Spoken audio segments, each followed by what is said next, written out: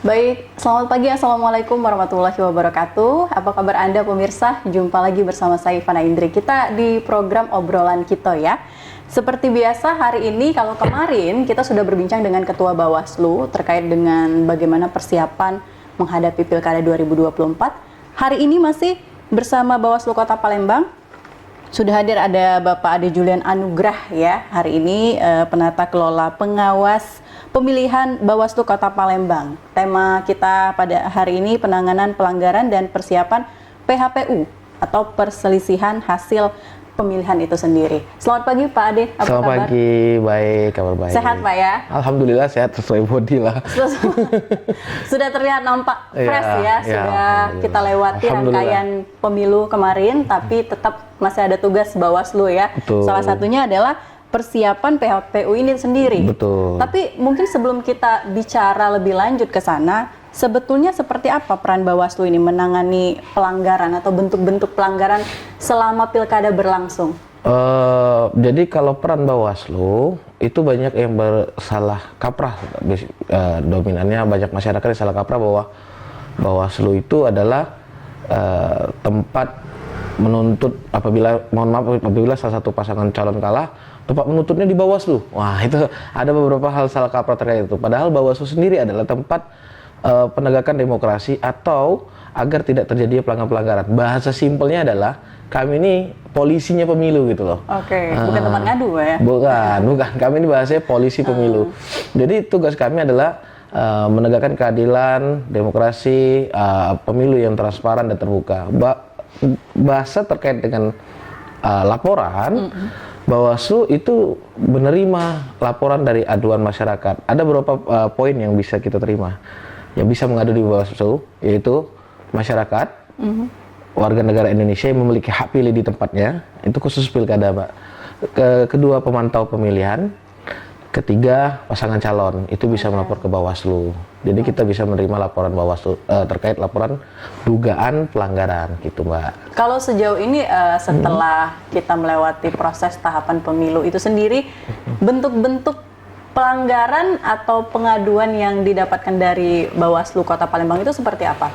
Jadi sejauh ini kita ada 34 laporan yang sudah masuk di Bawaslu Kota Palembang. Dari 34 laporan itu bervariasi sesuai dengan peraturan Perbawaslu 9 tahun 2024. Memang ada pelanggaran administrasi yang sudah dilaporkan, pelanggaran kode etik penyelenggara, pelanggaran dugaan kita nyebutnya ya, dugaan pelanggaran pemilihan dan hukum lainnya.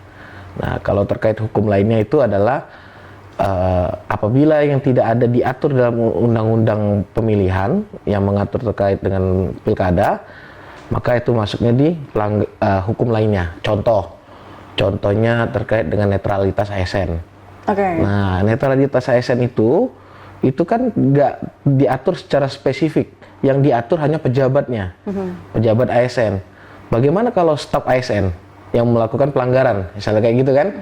Maka tidak ada toh aturannya di undang-undang pelanggarannya hukumannya apa gitu. Maka kita apabila ada pelanggaran hukuman lainnya, kita melimpahkan ke yang berwenang, yaitu pihak BKN dalam hal ini gitu. Oke, jadi ada sinergi juga ya. Betul. Nah, tadi ada secara administrasi, kemudian juga mungkin pidana pemilihan lainnya. Sejauh ini yang di Kota Palembang laporannya dalam bentuk apa? Masuk kategori apa? Kalau itu sudah variasi ya, Mbak ya. Variasi dalam arti kata di kategori di Bawaslu Kota Palembang itu hampir semua kategori ada. Ada. Yang paling umum, paling banyak? Paling umum itu adalah terkait dugaan pelanggaran money politik sama netralitas ASN, itu yang paling umum biasanya. Oke, dari mulai dilaporkan, berkasnya masuk, itu seperti apa prosesnya sampai mungkin dikatakan bahwa ini valid dan bisa ditindaklanjuti seperti itu? Jadi gini, kalau ketika ada seseorang yang melapor pada kita, maka dia akan mengisi form laporan. Ada nanti di form laporan kita berikan, mereka mengisi form laporan. Isi form laporan itu uraian kejadian, bukti-bukti, siapa yang dilaporkan, kapan terjadi pelanggaran, ya kan, dan sebagaimana jenisnya. Setelah dari itu, pimpinan Bawaslu akan melakukan kajian awal, melihat syarat formil dan material, apakah terpenuhi atau tidak. Apabila tidak terpenuhi syarat material, maka itu akan diperbaiki laporannya. Misalnya, contoh dia melaporkan terkait, Pak, ada netralitas ASN misalnya. Jadi ada ASN misalnya menunjuk-nunjuk jari, misalnya menunjuk-nunjuk suatu simbol. Jadi setelah dilaporkan, tapi dia nggak ngampirin bukti, maka syarat materialnya tidak terpenuhi untuk diregister. Maka kita perbaiki, buktinya mana nih? Gitu. Kita meminta kepada si pelapor untuk buktinya. Ketika setelah 2 hari dia dikasih waktu untuk memperbaiki bukti, ternyata dia melampirkan buktinya sesuai dengan kita minta. Nanti pimpinan akan pleno lagi apakah laporan itu diregister atau tidak. Setelah diregister, maka kita akan memanggil pelapor sama terlapor untuk diklarifikasi. Kalau setelah diregister, mungkin ada yang mau mencabut laporan itu masih bisa atau tidak? Bisa, syaratnya sebelum diregister. Oke. Iya. Jadi harus betul-betul hati-hati. Betul, betul. Jadi kalau mau mencabut laporan apabila sudah diregister itu berarti sudah harus ditangani. Oke. Jadi konteksnya apabila sebelum diregister boleh mencabut laporannya. Ada beberapa laporannya dicabut di kami, ada sekitar berapa laporan itu yang dicabut dikarenakan pelapornya tidak berkenan tidak bersedia untuk hadir atau tidak bisa hadir, mungkin dia ada acara keluarga segala macam. Maka laporan dicabut di situ itu. Untuk persyaratan tadi disebutkan sama Pak Ade ada formil dan juga material ya. Betul. Yang mungkin banyak masih masyarakat belum paham seperti itu, akhirnya berkasnya dikembalikan dan minta dipenuhi kembali, itu yang mana Pak biasa? Paling banyak itu sebenarnya dua-duanya dominan, tapi lebih banyak di material. Oke. Sebenarnya dominan dua-duanya, tapi paling banyak material. Material itu adalah salah satunya adalah bukti dan uraian kejadian, itu yang sangat penting. Banyak orang, aku kasih contoh sekali lagi, kayak misalnya terjadi money politik nih. Nah, terjadi money politik, Pak, ada money politik, misalnya ada si A itu memberikan uang ke si B, tapi buktinya itu cuman amplop putih. Apakah itu Tidak bisa? Iya, itu kan, itu kategorinya. Apakah itu bisa dikategorikan suatu money politik? Ada nggak bukti yang nunjukin kalau orang itu memberikan uang yang dilaporkan gitu ya? Misalnya ada bentuk gestur atau apapun itu yang menunjukkan dia sedang memberikan uang seperti itu. Nah, itu yang harus kita perbaiki formilnya. Oke. Jadi lebih banyak ke formil itu sendiri. Material, ya? material. Itu material ya, material. Oke. Nanti akan kita lanjutkan lagi, pemirsa, pastikan Anda tetap bersama kami di obrolan kita.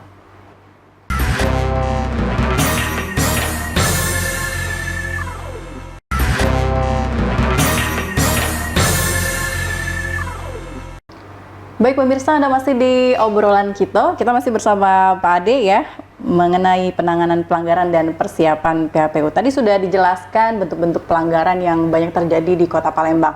Nah, mungkin sekarang bisa masuk bagaimana persiapan persidangan MK. Ini kan lagi hangat-hangatnya ya Pak ya, PHPU, perselisihan hasil pemilihan. Seperti apa di Bawaslu persiapannya? Jadi kalau bahas soal persiapan PHPU, Bawaslu itu tugas Bawaslu, aku potong dulu. Biasanya itu yang terjadi itu perselisihan itu antara si pasangan calon yang mohon maaf yang belum berhasil dengan KPU. Ya? Dengan KPU perselisihan itu, dan Bawaslu di situ itu sebagai apa ya bahasanya ya, untuk memberikan keterangan terkait dengan Bawaslu itu sendiri. Misalnya kayak gini contohnya, misalnya majelis hakim menanya si penuntut, ya kan, si pemohon memberitahu bahwa terjadinya pelanggaran di TPSA. Nah, majelis hakim pasti akan bertanya ke Bawaslu, benar nggak ada pelanggaran di situ? Bagaimana menurut pendapat Bawaslu? Bagaimana pengawasan Bawaslu?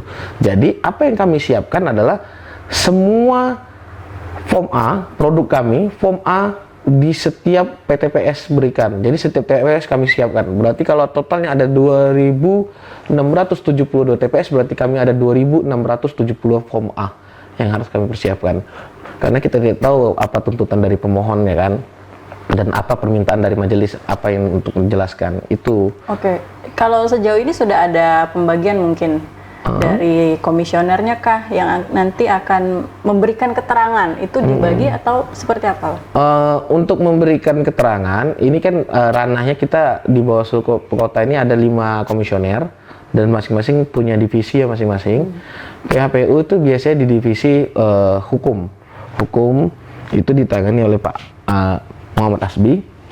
Tapi kalau masalah terkait pemberian keterangan itu biasanya rolling, kadang ketua, kadang koordinator lain, tergantung dari pokok permasalahannya itu. Misalnya kalau terkait dengan pengawasan, maka yang ditanyakan biasanya koordinator pengawasan gitu. Kurang lebih seperti itu, Mbak. Di Kota Palembang ada pelaporan mungkin? Permohonan ada satu. Ada berapa? Ada untuk sampai sekarang itu baru ada satu permohonan ya? dari salah satu pasangan calon yang diajukan ke Mahkamah Konstitusi. Tapi untuk sekarang kita belum tahu apa isi permohonan tersebut karena nanti akan Mahkamah Konstitusi yang meneruskan ke Bawaslu terkait itu. Oke, jadi biasanya apakah ada sidang pleno kah atau persiapannya seperti apa, Pak? Nah, kalau soal persiapan kita udah persiapan membentuk tim untuk pelaksanaan PHPU. Komisioner akan melakukan pleno dulu terlebih dahulu, akan membentuk tim dan mempersiapkan berkas-berkas mulai dari form A, C hasil, D hasil, D keberatan sampai dengan D rekapitulasi tingkat kabupaten kota. Itu akan persiapan. Karena kita tidak tahu, Mbak, apa sih yang bakal diminta, ya kan? Nanti kita menunggu-nunggu, ternyata yang dipinta ternyata TPS 7. Kita menunggu kelamaan, ya mungkin takutnya form A-nya tidak ada. Maka kami semuanya mempersiapkan semuanya. Semua jenis-jenis pelanggaran, jenis-jenis laporan, kita nggak tahu apa yang bakal diminta oleh pemohon itu. Oke, jadi dipersiapkan secara matang walaupun pelaporannya cuma satu ya, ada satu. Satu. Itu yang diproses atau memang hanya ada satu, Pak? Itu hanya ada satu. Memang hanya ada satu khusus Kota Palembang untuk sampai sekarang yang pengetahuan saya ya. Karena terakhir saya cek itu kemarin itu sekitar pukul 5 sore itu Palembang baru ada satu sih.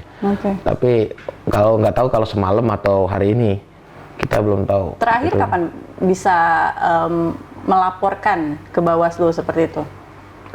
Kalau itu bukan melaporkan ke Bawaslu tapi ke Mahkamah Konstitusi. Langsung ke Mahkamah Konstitusi. Jadi Bawaslu itu nggak bakal diberitahu apakah dia bakal melakukan sengketa atau enggak. Kita yang berkala mengecek ke situs web MKRI untuk melihat apakah ada permohonan dari Kota Palembang atau enggak, apakah ada enggak itu gitu. Jadwalnya sudah tahu belum, kira-kira kapan untuk Kota Palembang sendiri? Kalau secara pasti belum tahu, tapi kemungkinan itu antara kami bakal udah stay, mungkin mempersiapkan dan persiapkan berangkat ke Jakarta itu mungkin sekitar tanggal 19. Tanggal 19 ya. Sampai dengan 31 Desember mungkin nanti bakal ada jadwal dari Bawaslu RI karena Mahkamah Konstitusi akan memberitahu Bawaslu RI bahwa ini loh yang ada permohonannya, tolong kabari ke provinsi masing-masing. Nanti Bawaslu provinsi akan mengabari ke kabupaten kota masing-masing terkait itu. Oke, untuk sinerginya seperti apa dari Bawaslu? Karena kan ini berkaitan dengan KPU seperti itu kan permasalahannya. Apakah memang ada rapat-rapat khusus seperti itu dengan pihak KPU atau seperti apa? Kalau untuk itu nggak ada, Mbak. Nggak ada, karena kita Bawaslu, kita punya data sendiri. Karena kan gini loh, contoh kayak gini, misalnya yang digugat adalah KPU terkait dengan perolehan hasil. Maka disandingkan, misalnya ada C hasil nih ya, C hasil TPS, misalnya pasangan calon nomor 10, itu mendapat 50 suara. Di C hasilnya saksi pasangan calon. Ternyata di KPU dia hanya 5 suara. Nah, disitulah Bawaslu di tengah-tengah. Maka Bawaslu bakal tanya, di Bawaslu berapa? 5 atau 10? Misalkan 5 berarti yang KPU yang benar. Hasil 10 berarti yang ini yang benar. Gitu. Oke, baik. Itu tugas Bawaslu sebenarnya. Sebetulnya boleh dibocorkan tidak? Kasusnya seperti apa, Pak? Sampai sekarang kami belum tahu. Belum tahu juga. Sampai sekarang kami belum tahu. Permohonannya pun sampai sekarang kami belum. Kalau kami udah tahu sekarang, kami mungkin udah mempersiapkan apa yang mau, nggak perlu kami seluruh TPS kami kumpulin kan, atau pelanggaran apa yang bakal diminta oleh Mahkamah Konstitusi gitu. Sampai sekarang belum tahu. Itu rilisnya mungkin sekitar tanggal 19 atau tanggal 16 terkait hal itu. Nah, untuk koordinasi ke tingkat Panwas mungkin ke bawah seperti itu tadi kan harus dihimpun dari sebuah TPS ya. Itu Betul. seperti apa sinergitasnya, Pak? Jadi kami menggunakan di Bawaslu, kita ada bagian teknologi, bagian IT. Nah, di bagian IT itu akan kemarin membuat situs web yang langsung linknya ke Google Drive. Jadi seluruh Panwascam diwajibkan untuk mengupload semua C hasil, D hasil, dan form A di link tersebut gitu. Jadi sudah secara digital ya? Benar, sudah secara digital, dan hardware pun sudah juga. Karena kan kita hardware itu kan namanya juga berkas kertas ya, kita nggak tahu entah jatuh satu lembar atau gimana, kita tetap membackup dengan data. Data itu bentuk backupnya. Sebenarnya kita tetap menggunakan yang kertas itu. Oke, jadi semuanya sudah terorganisir dengan baik, insya Allah. Insya Allah, Pak Ade, insya Allah. Baik pemirsa, kita akan kembali di sesi terakhir. Pastikan Anda tetap bersama kami.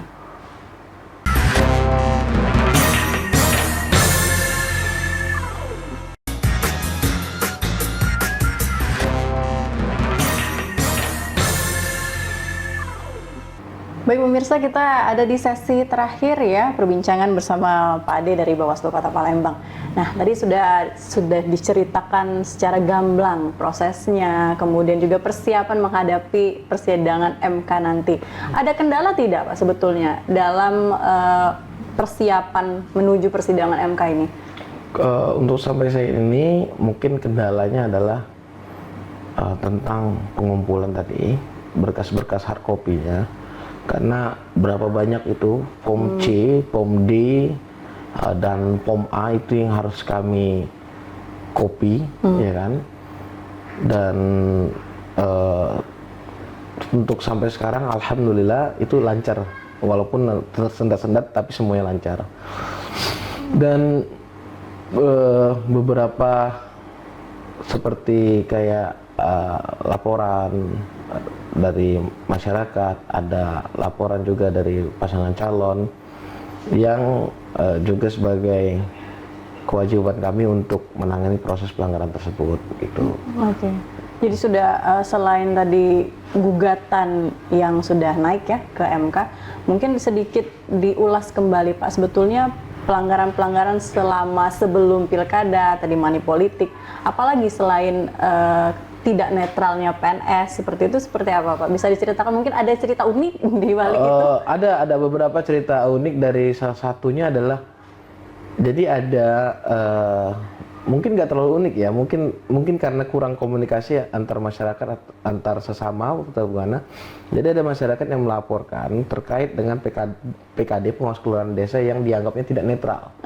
Dikarenakan pada saat itu mengikuti kampanye dan menggunakan baju partai, ya kan? Dilaporkannya ke Bawaslu, ternyata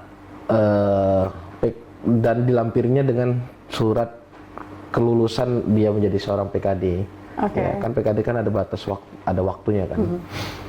Setelah itu kita proses, ternyata memang si PKD itu sudah mengundurkan diri sebelumnya. Nah, berarti ya, jadi laporannya pada saat dia ikut kampanye tersebut menggunakan baju partai, ternyata dia tuh memang sebelum itu sudah mengundurkan diri. Ya, maka dari itu kita pada saat itu langsung komunikasi ke kecamatan terkait dengan ini, bahwa dari Panwaslu kecamatan bilang, oh Pak itu sudah mengundurkan diri Pak dari beberapa bulan yang lalu, makanya dia mungkin itulah faktor dia berani. Nah, ada beberapa masyarakat tuh nggak mau cari tahu dulu gitu kan terkait itu, apa dia sudah mau, pokoknya laporkan dulu, tapi nggak apa-apa. Apakah ada bentuk mediasinya, dipertemukan langsung? Nggak ada. Jadi langsung saja ya diputuskan seperti itu? Nggak, bentuk mediasi kita tidak ada, kata hanya untuk melampirkan apakah buktinya. Jadi kan dia bilang bahwa dia ini masih PKD nih, berarti kita harus membuktikan dari si pelapor itu mana buktinya kalau dia masih PKD gitu. Kalau dia nggak bisa membuktikan, berarti memang benar pernyataan dari pengawas kecamatan tersebut. Itu ada di pengawas kecamatan juga melampirin, ada nggak surat pengunduran dirinya? Ada surat pengundurannya ini. Terus penggantinya ada nggak? Ada penggantinya. Kalau mengganti PKD itu kan harus pleno dulu nih, Panwascam. BA plenonya pun juga ada, semua lengkap. Jadi memang terbukti mau dia mengundurkan diri itu, Pak. Oke, ini yang lagi mungkin banyak dibicarakan adalah money politik itu sendiri ya. Betul. Kalau yang paling marak bentuknya seperti apa, Pak? Waduh, kalau paling marak itu hampir sama ya antara money politik, netralitas sih. Dua laporan itu yang paling. Ada juga kampanye di luar jadwal, diduga kampanye di luar jadwal, ada. Tapi yang paling marak itu ya dua poin itu. Itu tentang terkait netralitas ASN dan didugaan money politik. Sudah diselesaikan semua atau masih dalam proses? Dari 34 laporan, alhamdulillah sudah selesai semua. Malahan kami sudah selesai semua. Oke, jadi tidak ada tindak lebih lanjut ya. Kalau untuk sinergi sendiri dari Bawaslu, mungkin ada beberapa kasus yang memang harus dipidanakan. Itu seperti apa? Nah, kalau khusus kasus pelanggaran pidana, kita ada namanya Sentra Gakumdu, Mbak. Jadi kalau Sentra Gakumdu, setelah diregister, kita meminta pendapat dari kepolisian dan kejaksaan terkait pidana pemilihan. Apa sih yang harus kita kejar, apa sih unsur-unsur pasal tersebut. Kita melaksanakan rapat SG, Sentra Gakumdu, SG 1, dan nanti pihak kepolisian dan pihak kejaksaan akan memberikan pendapat terkait laporan yang dilaporkan gitu. Tapi syaratnya harus register dulu. Oke, jadi harus diregister. Itu ada kasusnya yang seperti itu di Palembang? Ada kasusnya. Ada salah satu kasusnya tuh pejabat ASN yang diduga mendukung salah satu pasangan calon. Itu. Jadi memang masuk dalam pidana seperti itu. Dan belum masuk pidana karena setelah kami melakukan kajian, penelusuran, ternyata tidak ditemukannya dugaan pelanggaran pemilihan itu. Kalau sudah ditemukan tidak adanya dugaan seperti itu, apa tindak lanjut dari Bawaslu ini? Jadi gini, khusus kasus yang tadi, dikarenakan kita tidak ditemukan dugaan pelanggaran pemilihan dalam konteks ini adalah pidana, tapi kan belum tentu dia lolos dari pelanggaran netralitasnya. Nah, gitu. Jadi dia pidananya lewat, tapi tetap kita lemparkan ke BKPN untuk memutuskan apakah dia melanggar netralitas ASN atau tidak, gitu. Oke, jadi ditindaklanjuti mungkin berbeda lagi instansi ya? Ya, betul. Oke, berarti banyak sekali ya di Kota Palembang? Banyak, 34 laporan, banyak banget. 34 laporan? Ya, karena itu biasanya meledak ketika setelah pencoblosan atau masa tenang, di mana ya kita tahu sendiri kan terkait masa tenang tuh orang pasangan calon masa tenang nggak kampanye, tapi Bawaslu itu nggak tenang karena pasti banyak bakal dugaan-dugaan pelanggaran yang akan bakal terjadi gitu kan. Oke, Pak Ade, ini menarik ya kalau kita bicara tentang pelanggaran khususnya ya, karena apalagi di media sosial itu kadang-kadang simpang siur beritanya. Betul. Tidak tahu yang mana fakta dan mana hoax seperti itu kan. Benar.